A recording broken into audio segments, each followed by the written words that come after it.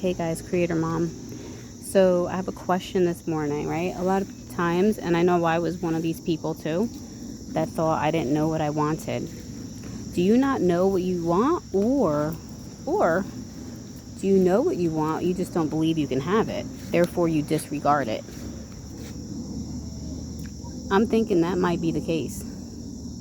You know what you want, you just don't believe you can have it.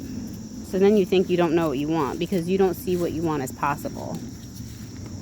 So, ooh, gosh, I knew my dog had to poop that. Hold on a second. I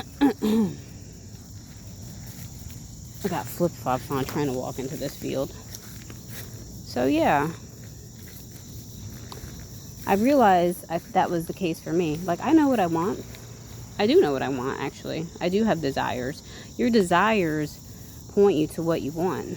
So, and sometimes we just don't believe we can have that, or we believe our desires are wrong, or we shouldn't want that, or we have to want this instead because somebody out there said this is better. You shouldn't want that. You should want this. So somebody else is telling you. So instead of you listening to yourself about what you think, you're listening to the outside and then not being sure about what you want. You know what you want. Just believe you can have it. Just start fucking declaring it. And that's it. And listen to encouraging people. Listen to people who tell you that you can have what you want.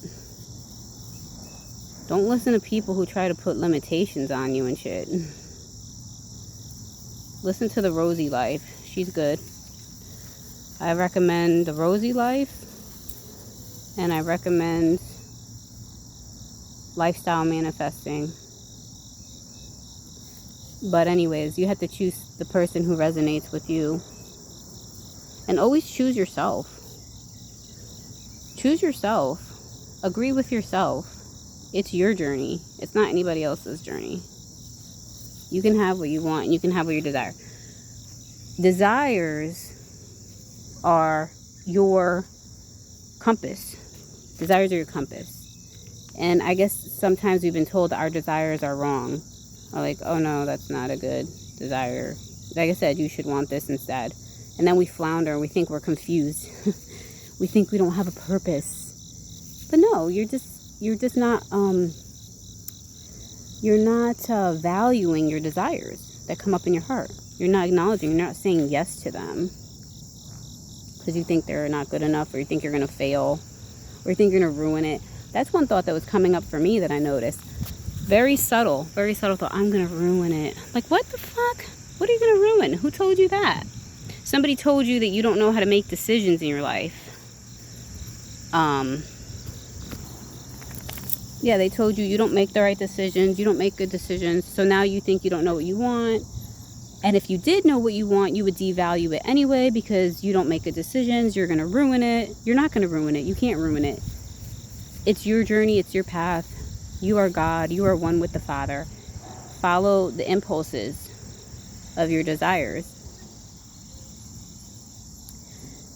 There's one story that really encouraged me yesterday. I started reading was it Joseph Murphy, Power of the Subconscious, I think?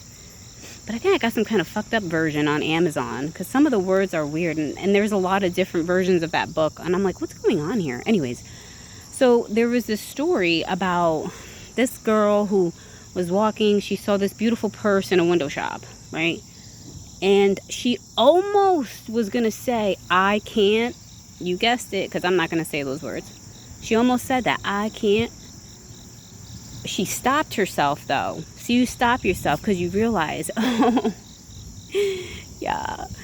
So she stopped herself right away because she was aware about what she was about to say. And then she said, you know what? She had a desire for that purse. She noticed the desire came, but the thought was like, you can't. And she said, no. She said, I accept my desire for this purse. Something like that. Like, I accept my desire for this purse. I have this purse. I love this purse, whatever. She just accepted it. She accepted that she wanted it, and that she had it. She received it. Then, like, later that day or week,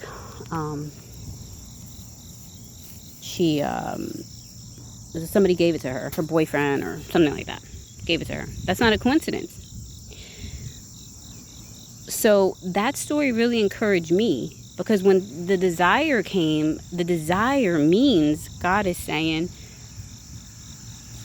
that's for you, that's for you, that's what you have. You have that, you have that. Say yes, say yes. Say you accept it. Come on, do it. Be bold. Be fucking bold. Be fucking bold and say that that's what you have and that's who you are. Come on. It's fun. Do it, they said. It's fun. It'll be fun, they said, right? So yeah, accept your desire. That's all you got to do. But then who's that guy in the Bible that wrestled the angel? I feel like that's us sometimes, wrestling our desire. We wrestle it. We're like, no, this is wrong. I know, I shouldn't want this. Oh no. We wrestle that shit. Instead of just saying, okay, yeah, I accept that. I boldly declare that I am who I want to be. I boldly declare that I have that, whatever that is. Just do that. That's so much easier. It's so much easier when you just accept it. When you accept what you want. And let God do it. Let the Father, right? Let the Father do it. Let the Father unfold it in your life. Be satisfied from within. Accept it. Don't fight it, What you doing, Casey?